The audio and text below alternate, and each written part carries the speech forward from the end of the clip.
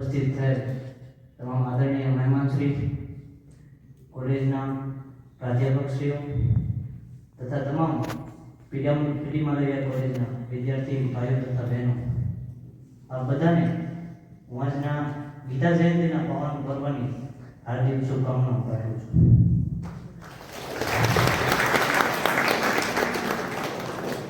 હું બસિયા સત્યજી આજરોજ આ ગીતા જયંતિના પાવન પર્વ નિમિત્તે શ્રીમદ ભાગવત ગીતા વિશે મારા મંતવ્ય રજૂ કરવા જઈ રહ્યો છું.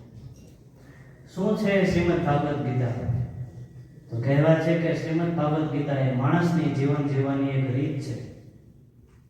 કઈ રીતે જીવન જીવવું એ આપણને શ્રીમદ ભાગવત ગીતા શીખવે છે. શ્રીમદ ભાગવત ગીતા એ કહી શકાય કે દરેક વ્યક્તિને ખરા અર્થમાં એક એનો સાચો મનુષ્ય બનાવે છે.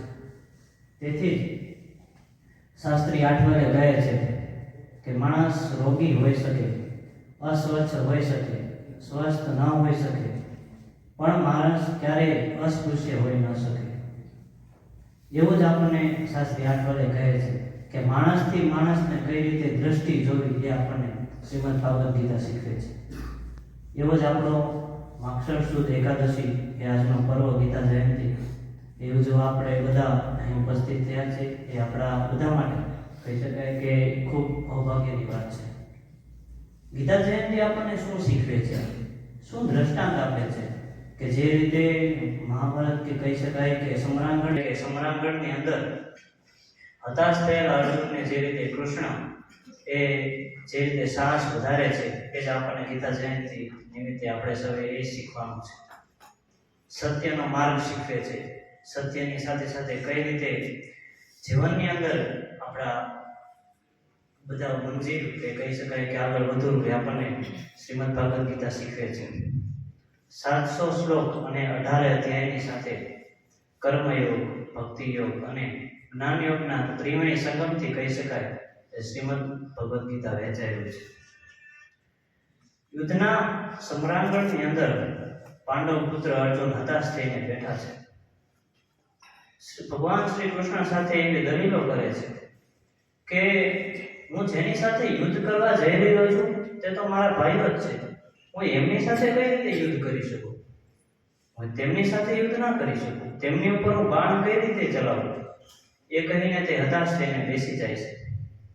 ત્યારે કહી શકાય કે જગતના ગુરુ ભગવાન શ્રી કૃષ્ણ તેમની અમૃત વાણીથી જે અમૃત વાણી સરે છે એ જ આજનો દિવસ ગીતા જયંતિ એ આપણે સૌ ઉજવી રહ્યા છીએ.